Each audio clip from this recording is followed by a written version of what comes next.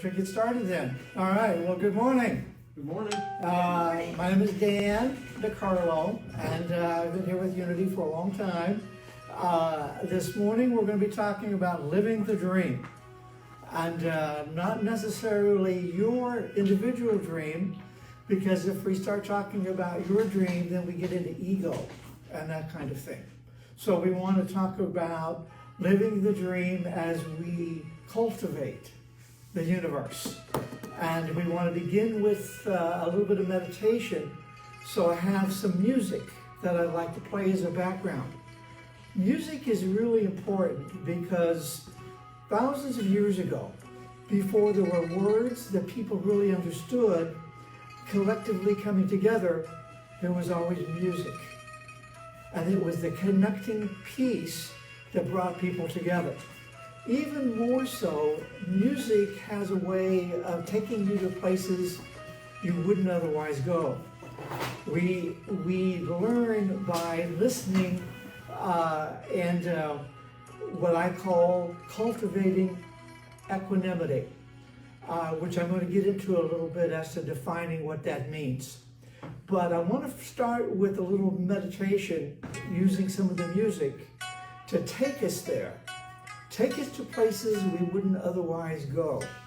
And I think that's important as we think about living our dream.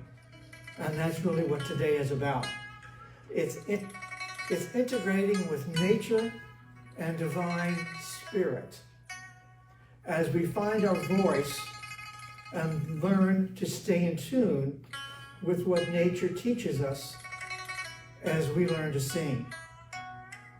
Rediscovering the portals that speak to our soul, purpose, and eternal connections.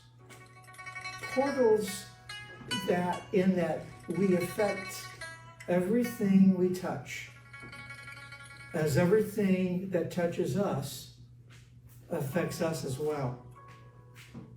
Knowing we don't really have to leave our chair because there's no place we haven't been. Our soulmates, those who have known us through eternity. Rekindling this flow with what takes us there as we learn to create and live the dream as we go. To never question when it happens, just to be there when it does. This is the bliss that Joseph Campbell was talking about. Whatever we intend, whatever we plan, and whatever we have a tendency toward will become the basis on which our mind is established.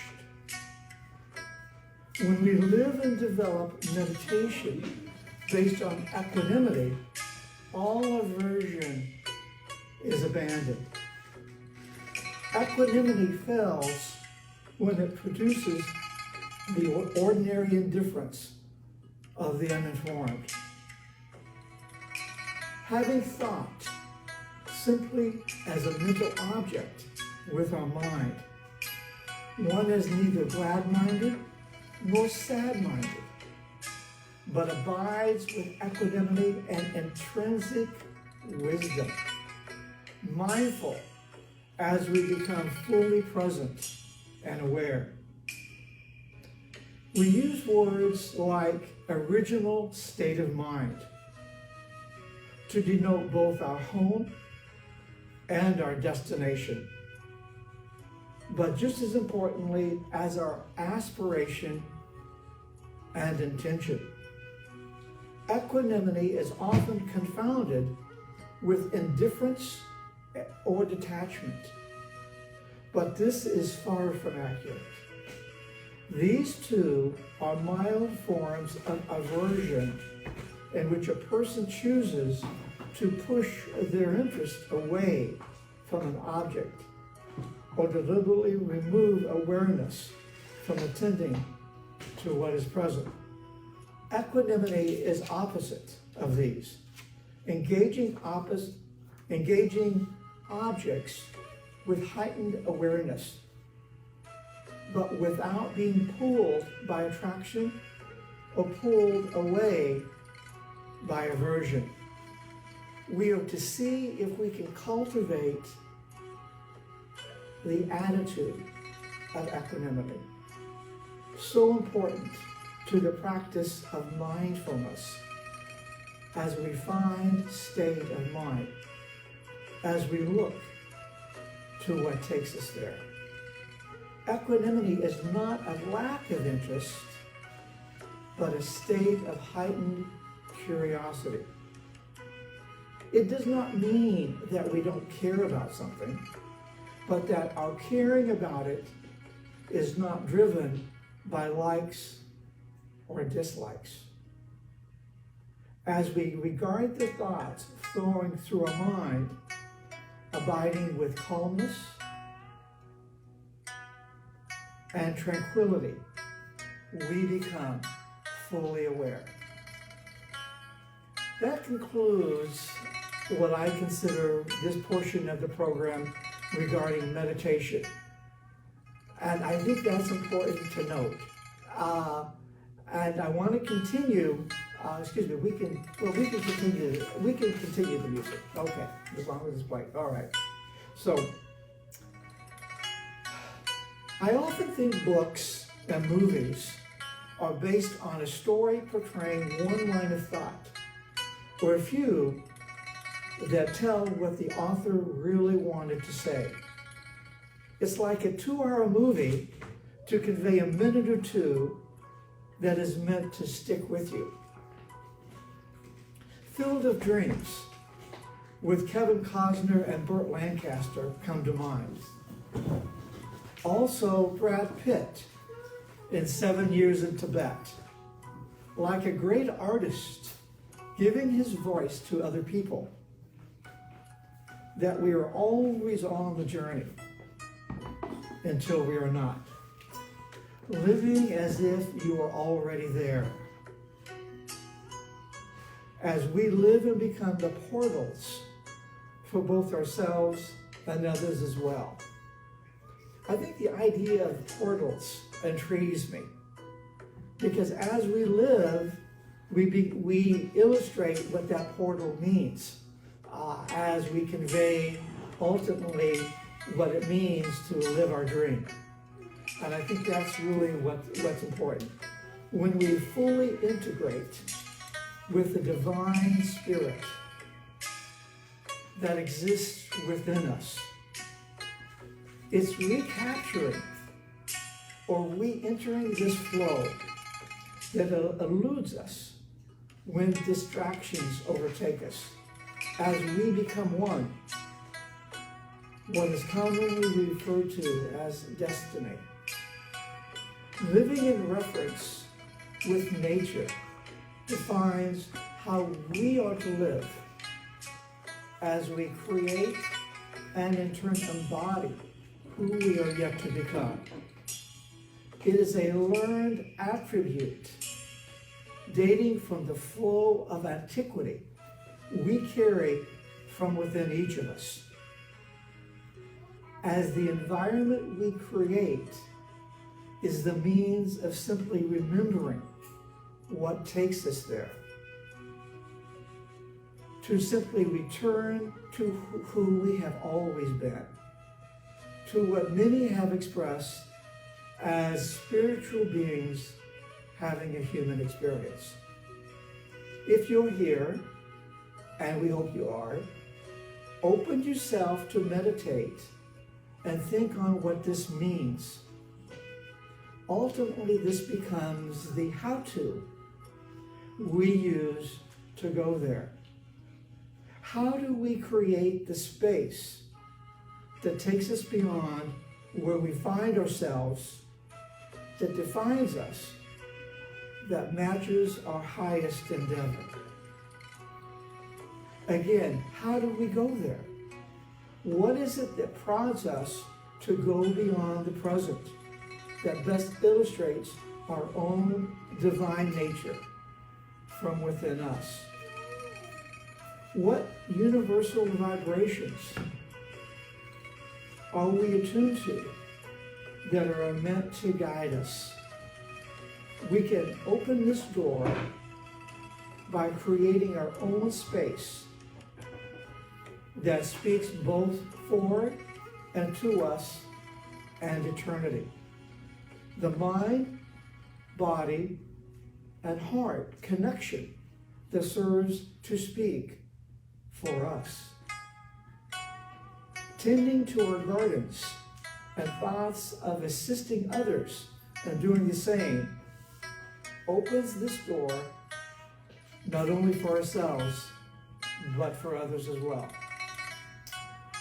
Elements of garden design serve to rekindle our innate divine presence and can be approached as if rewiring our brain, as though we are tuning into and returning to our true nature. Rediscovering the practice of meditation as a conceptual framework that reinforces the idea that we are going to gain something from it.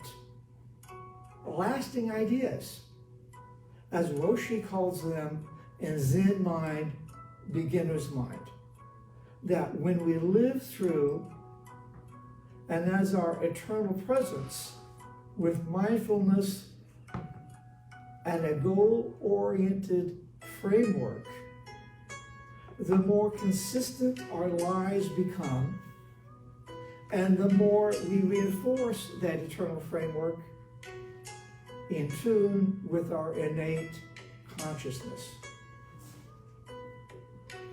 Learning that one step leads to and define another. Discarding the premise that things must be a certain way. As Monet was teaching us through his impressionistic paintings of the garden, things do not have to be a certain way, and the lines can be and are often blurred. Just as flowers and plants have evolved in nature over the millennia and time through our virtue, so have we.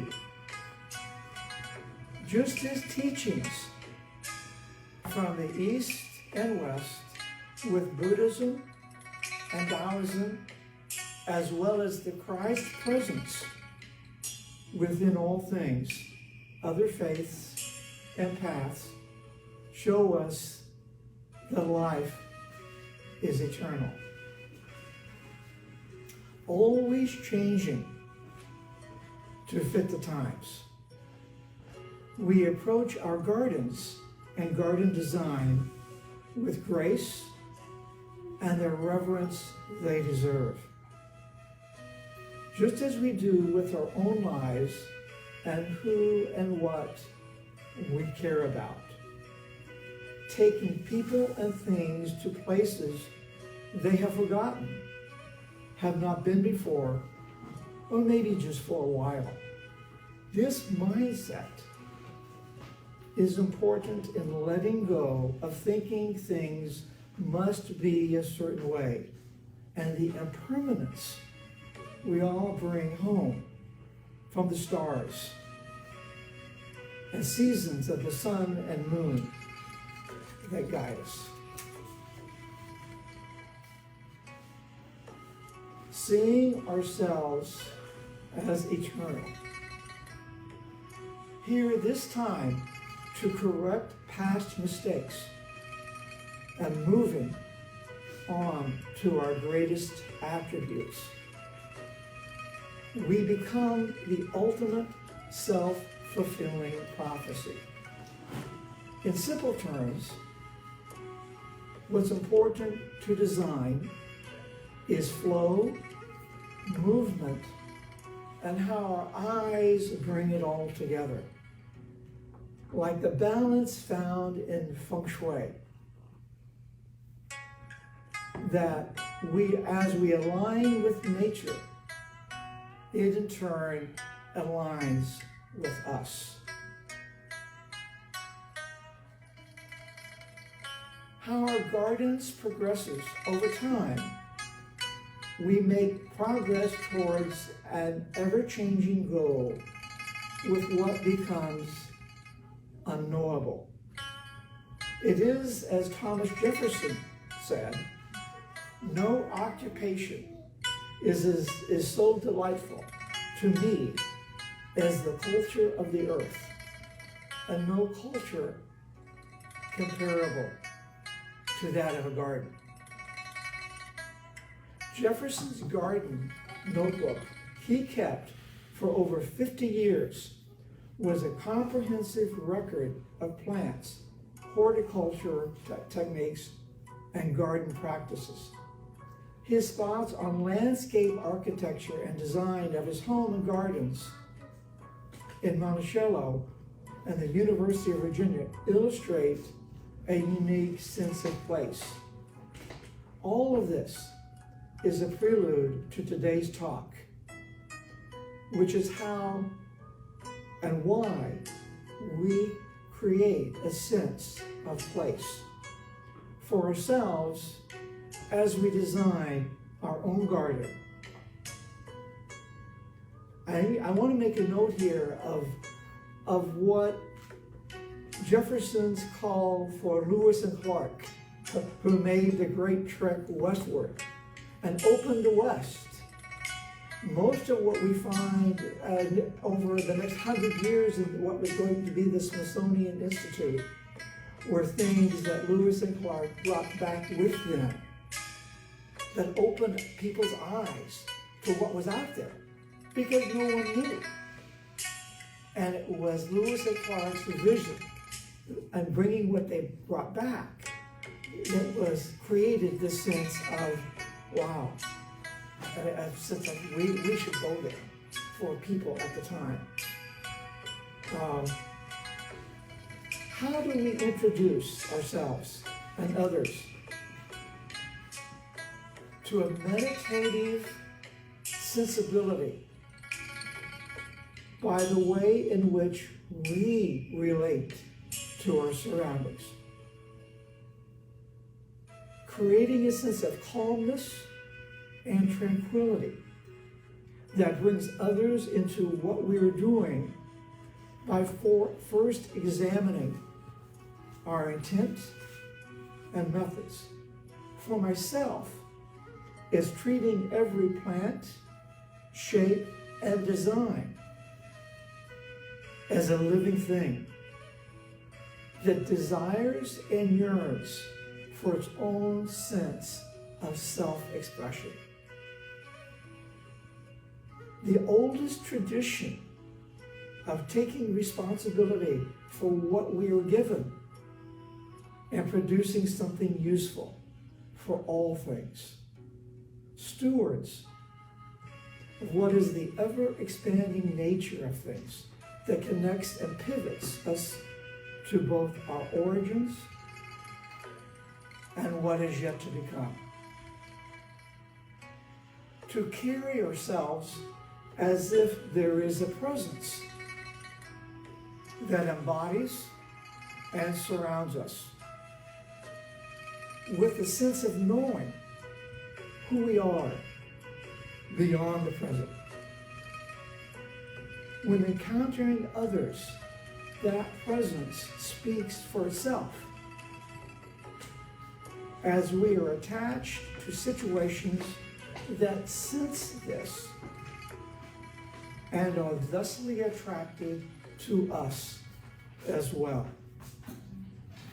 It is as if we are entering a universal flow with our gardens, speaking without words for all things past, present, and future. I want to stop for a moment and see if there are any comments, anything anyone out there would like to add.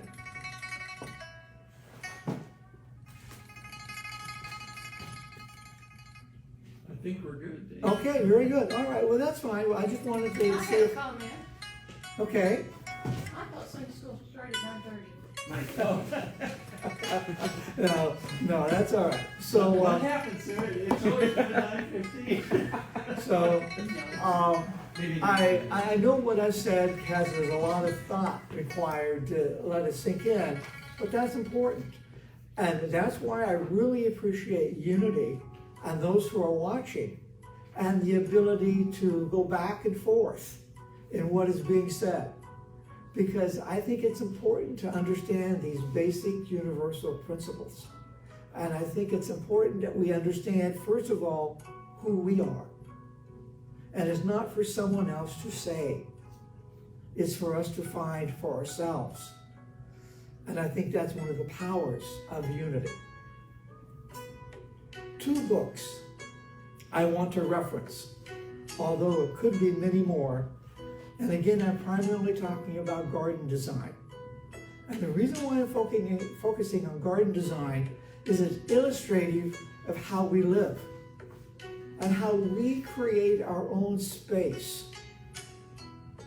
And that is so essential, because how we live and how we create a space in which we define ourselves is how we enter that universal flow that takes us to who we are.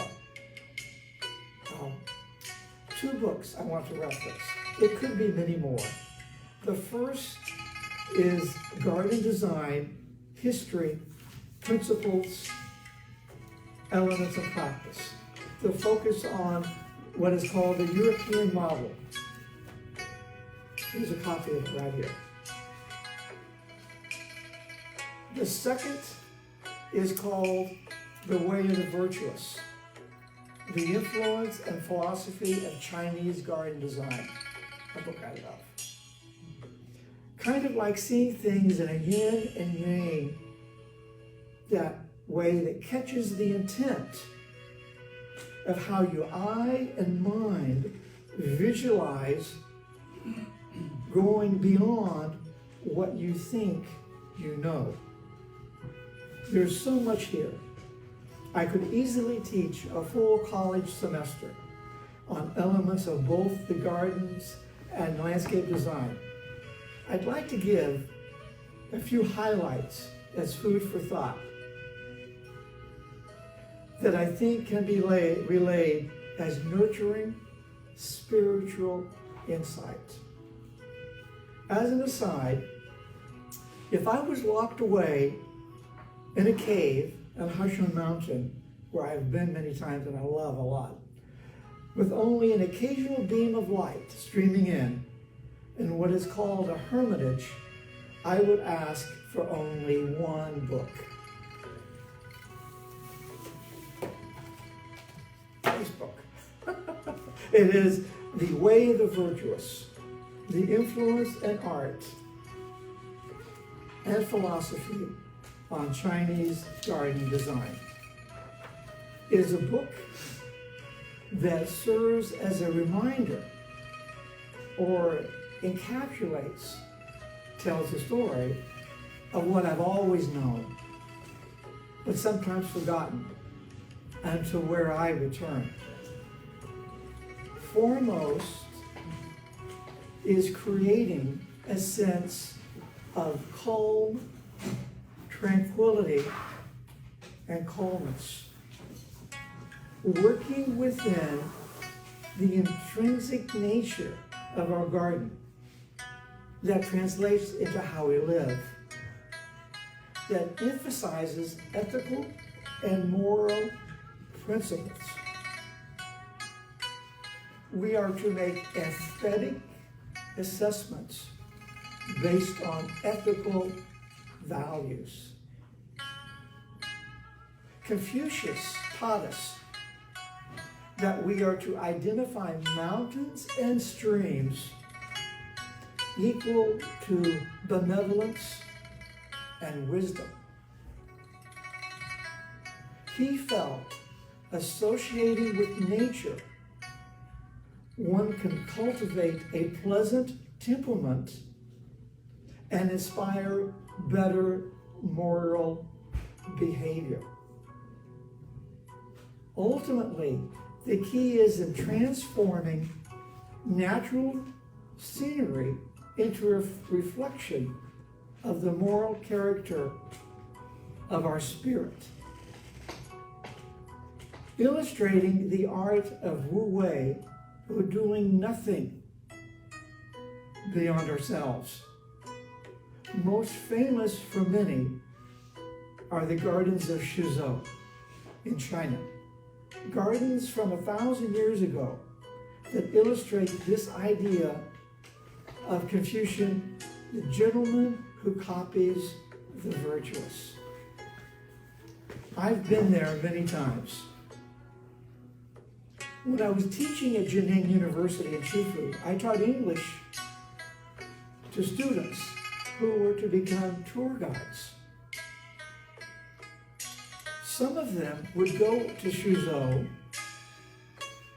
and be tour guides at the gardens of Suzhou. I was so envious. But then again, I was their teacher. What is known as the lingering garden is a favorite of mine. A key to this idea of garden design depicting our virtue is that things appear to be harmonious yet different. Think about that as we live our lives and we see the environment around us. And think about the importance of things that appear to be things that appear to be harmonious yet different. What appears as different becomes harmonious with its surroundings. As if things that are the same do not contribute to conscious thought. That's something to really kind of sink in a little bit. Things that are the same do not contribute to conscious thought. Wow.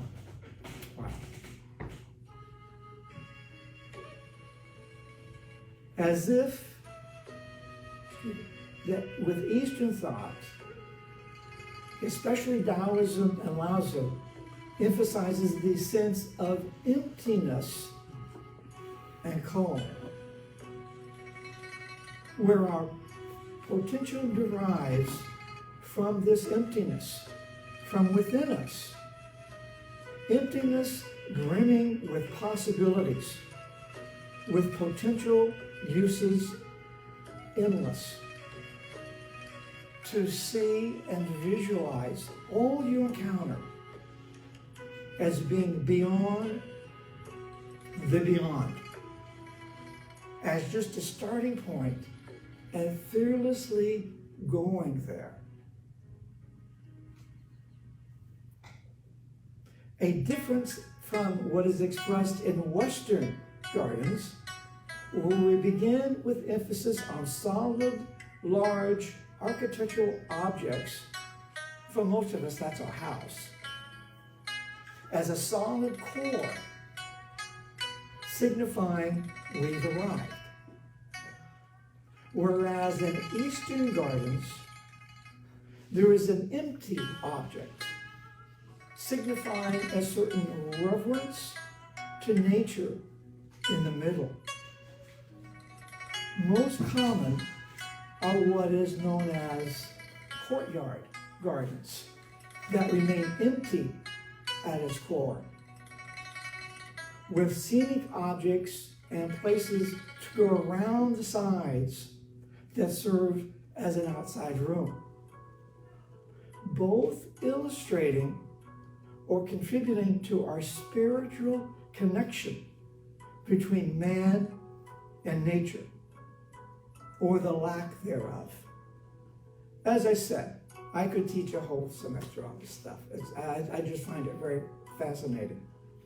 You know, there is another way of looking at things, and it's way of, again, this Western thought, and what I talked about earlier in this other book with garden design, that focuses on the European model, and how it transitioned to America.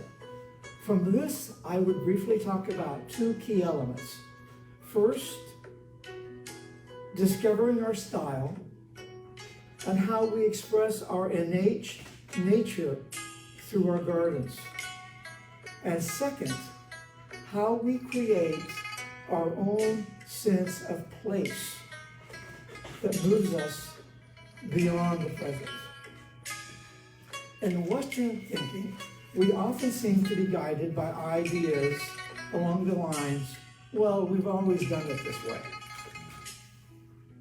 Moving as if by rote, often with order and special definition, the defining characteristic, with landscaping and gardens appearing to serve as rooms, we create a certain view that highlight plants and features. This runs counterintuitive to nature in that all things are meant to change, and nothing remains static or the same.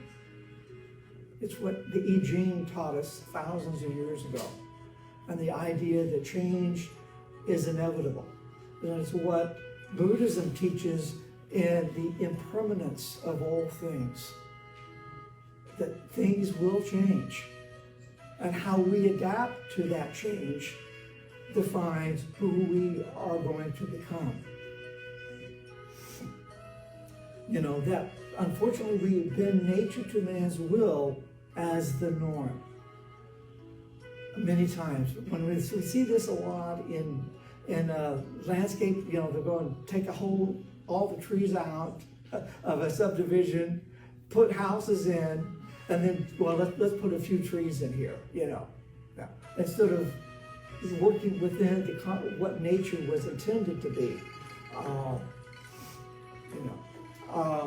that all things found in nature somehow are for the benefit of man and to the detriment of all other things, and not alignment with universal principles of cause and effect.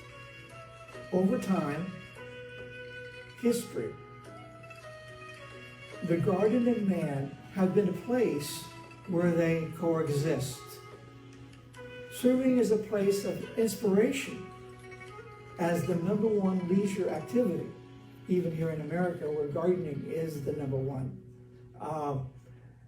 With the changing of the seasons dictating beginnings and endings, which is an eternal sense of what they've always done, beginning and ending, and starting anew in the spring. Where we try to fit nature into our own paradigm, a way of individual thinking, instead of partnering or letting nature show us the way.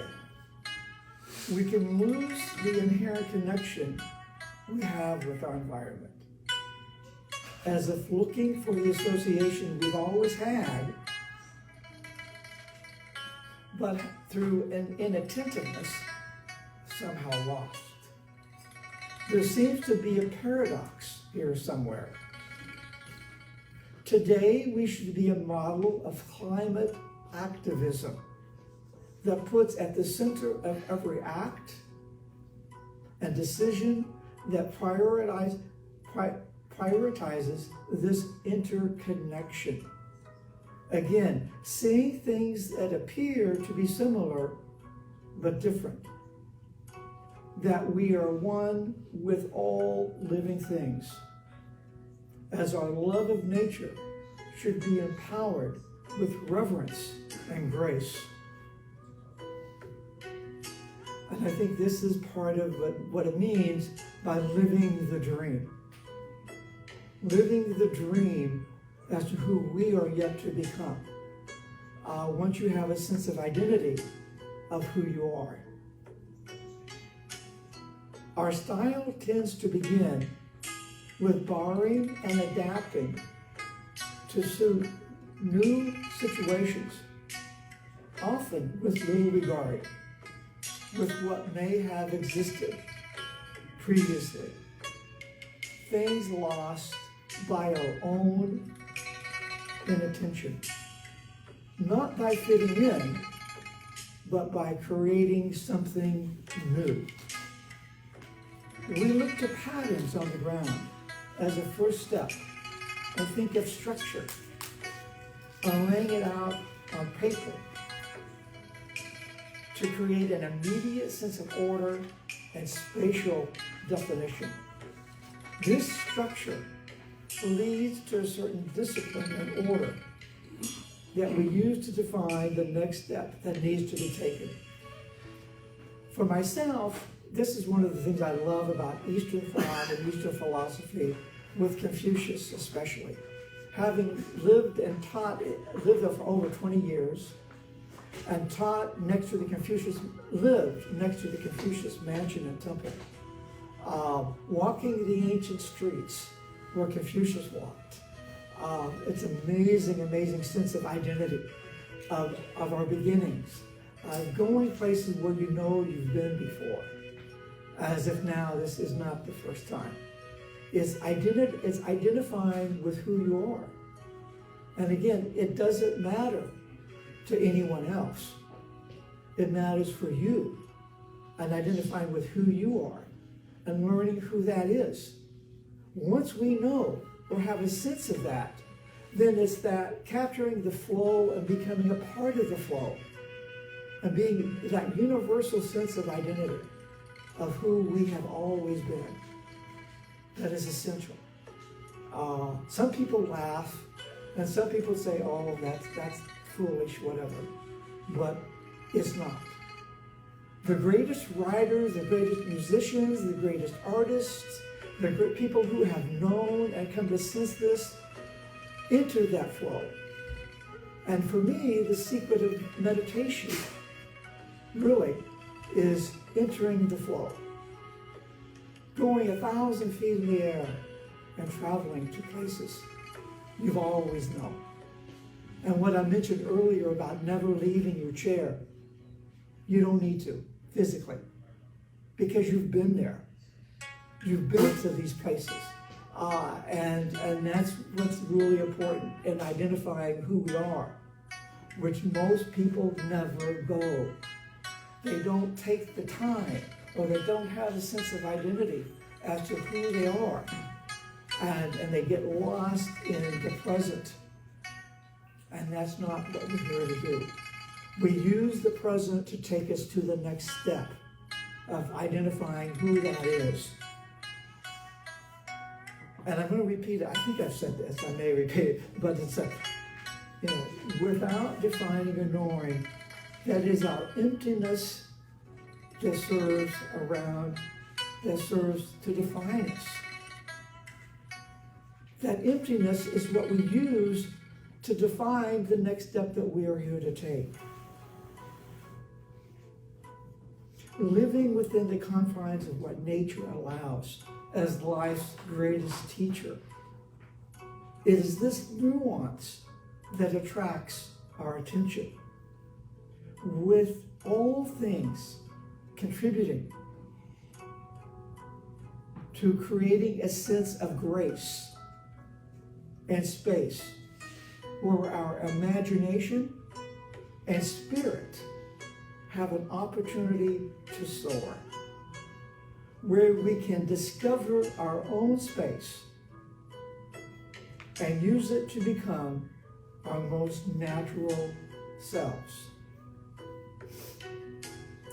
It is best expressed in the essay Self-Reliance by Ralph Waldo Emerson, who, those who know me know he is a real mentor, I consider, of mine, who claimed that to be a brilliant person, he must be able to be independent in his own state of mind in the midst of a crowd. He believed that being a nonconformist is the only way to be a man.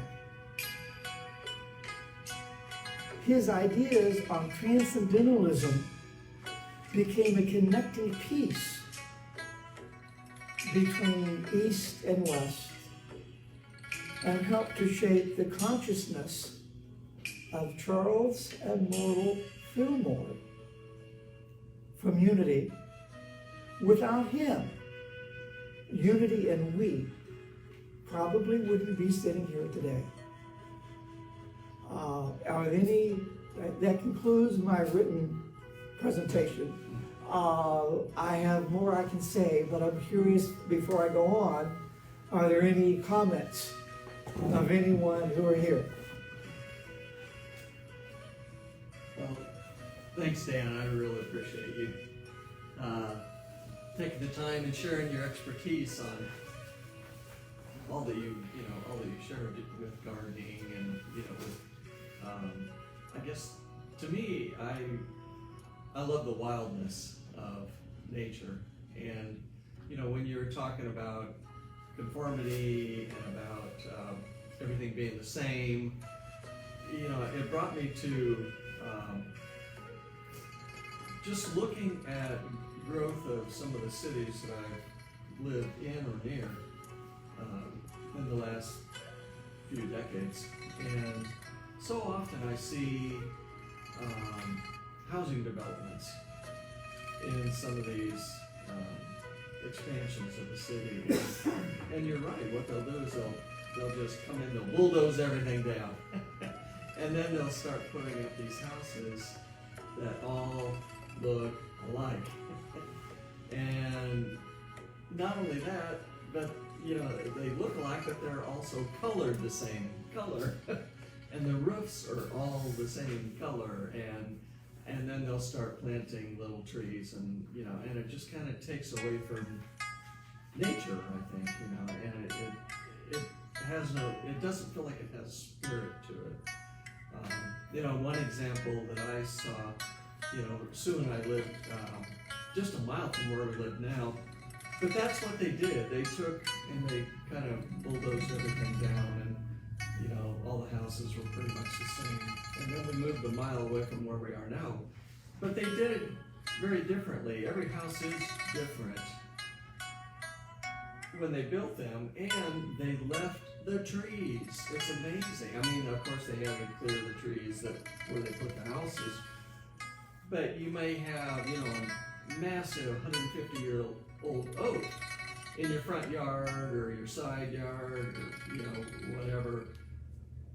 And of course, people added on to that too, to make their own garden space or whatever. But it didn't, it let nature in, I guess. And it lets spirit in. And it was just a real contrast of how just, being a mile from where we are now, how much different it feels. It feels so much more alive, and to me it's so much more beautiful. And we constantly talked about how much nicer it is just to walk around the neighborhood with that wildness and that more unique creativity in house design and even garden areas that people have, I think, because of that. So I know I've been rambling on, but that's what it brought up for me anyway. Okay. Anybody else?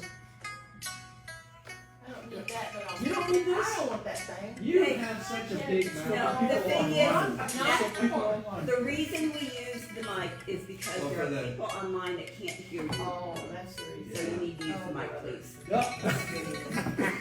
We're talking I about. like your nonconformity. I'm living in it. Yeah. My son lives up in Shawnee. You have to keep it to you.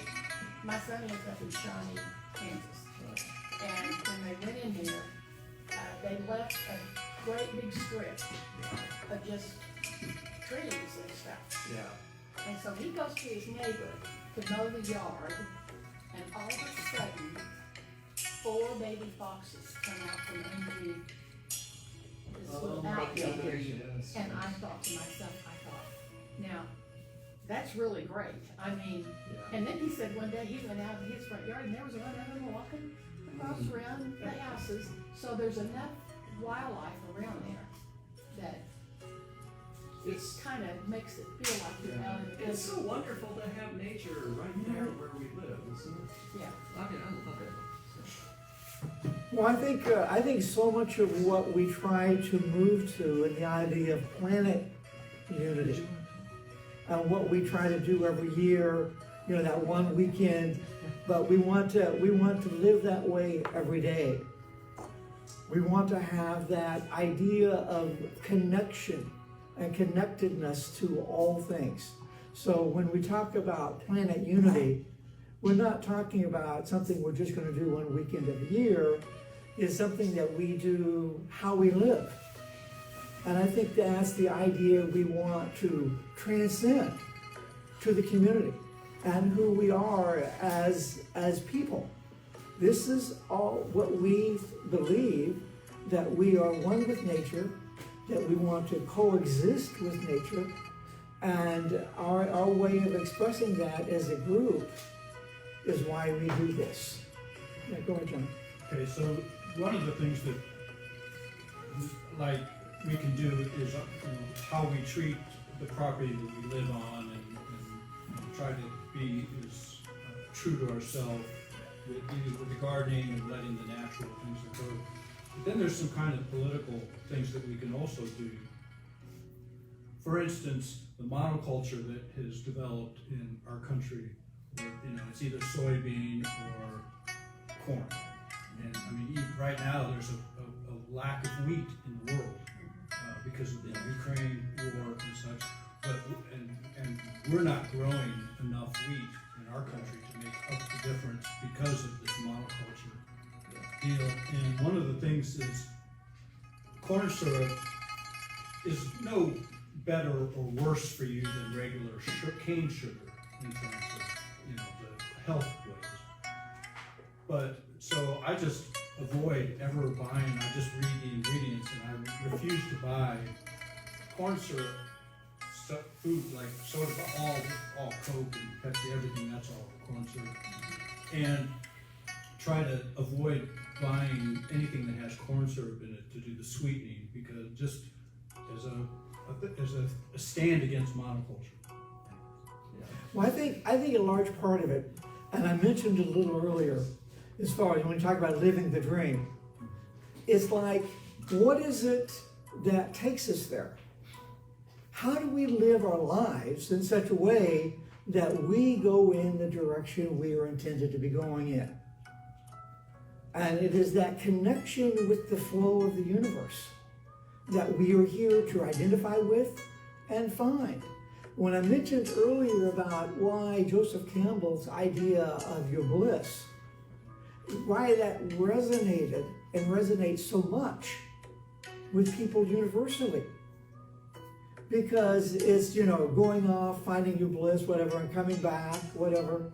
Well, whatever that means.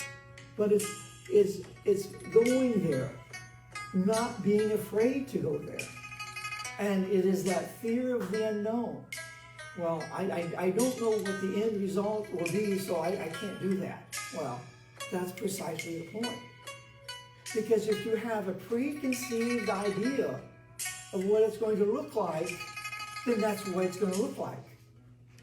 That's why earlier when I said something about living the dream, many people get caught up in the idea of living my dream. Well, ego has a way of coming in and tell, well, my dream means money. My dream means houses and cars and all this kind of stuff that are outside of who I am. And then we live supporting that idea. But it's like that flow of energy that we are all intrinsically connected to, that we lose sight of. And that's why I focus so much on gardens and on planting and on creating a space, creating that environment that helps me to take the next step. And that's where a lot of people get afraid. It's like you don't have to look at the big picture. Oh, how am I going to know? It's what is the next step? What are the next 3 things I need to do that will take me there? However big or small that is. That can be the littlest thing.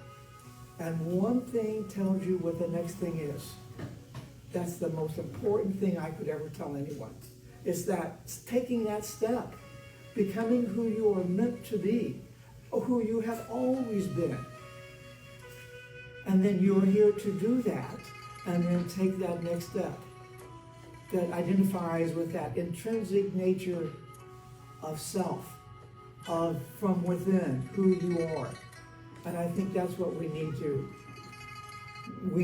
should focus on. Any other comments? All right, well, I would like to just conclude by saying I appreciate being here. I appreciate being among friends. I appreciate the ability to convey these things. I mean, I would even, I've told Paul, to do maybe a 8 to 10 week type thing, as to explore these further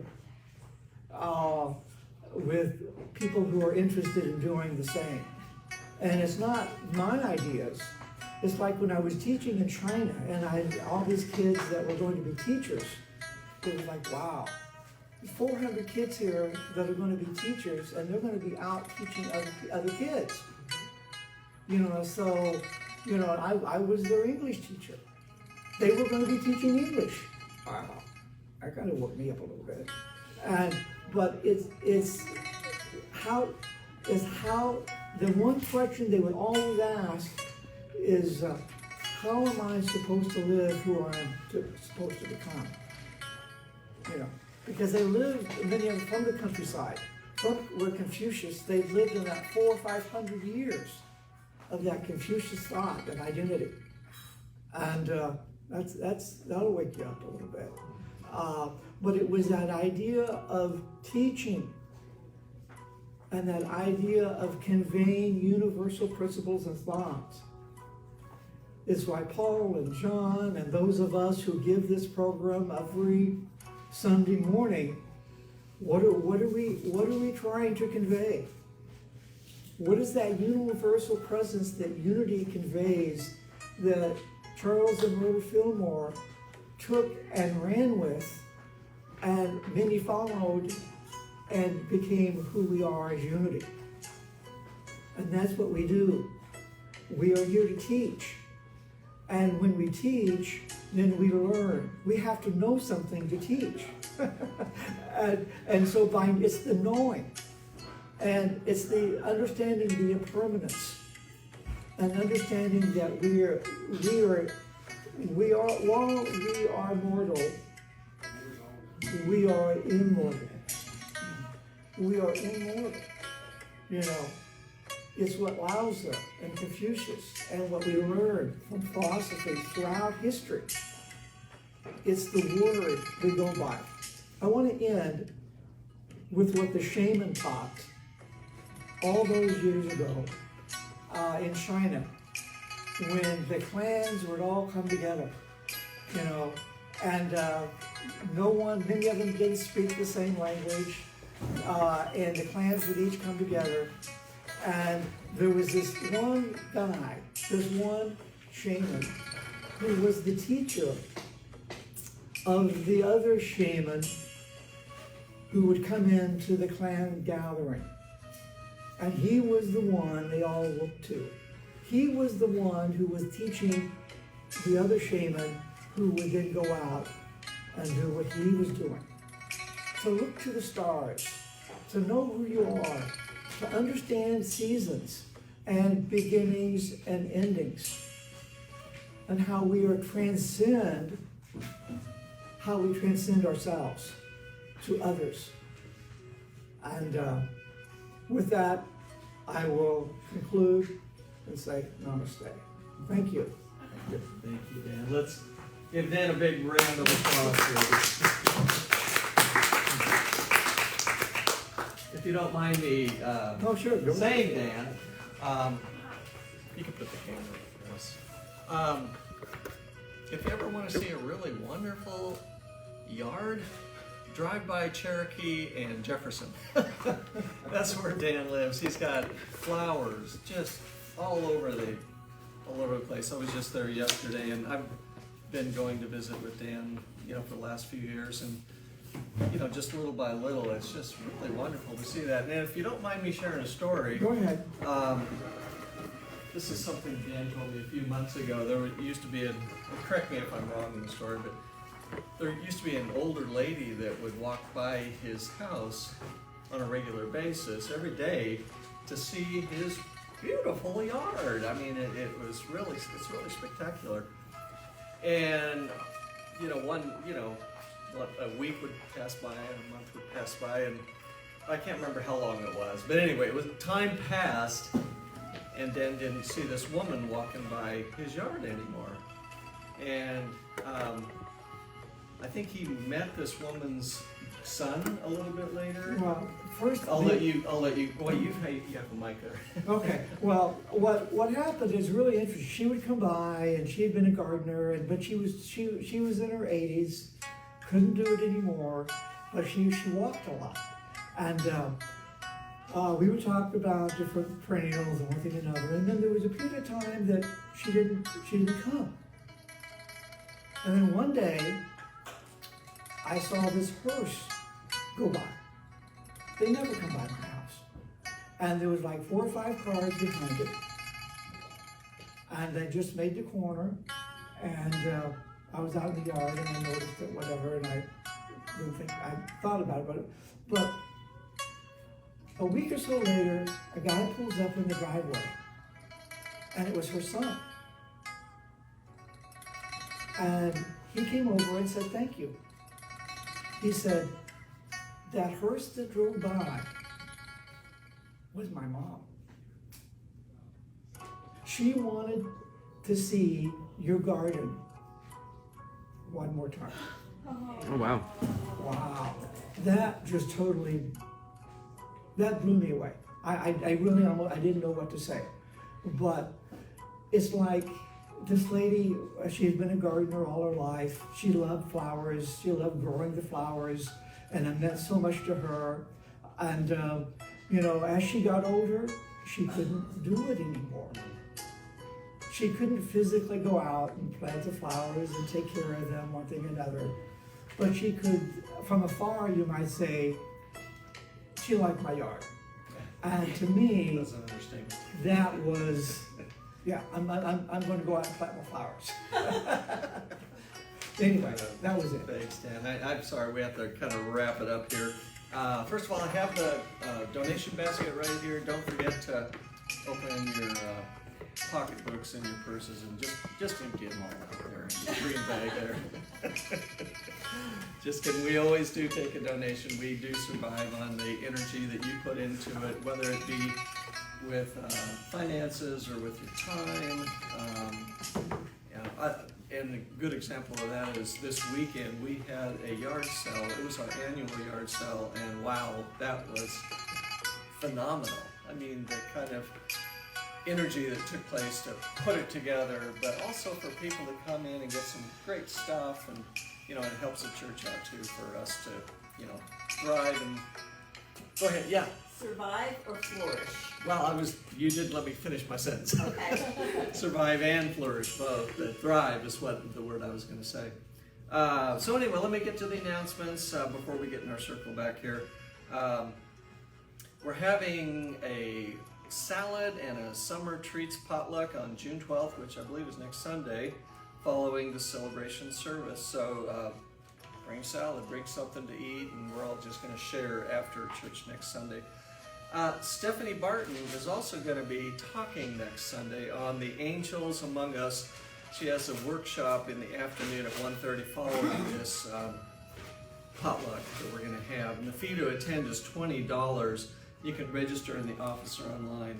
And let me tell you, if you have not seen Stephanie Barton, I don't request it. I say you are required to go because she is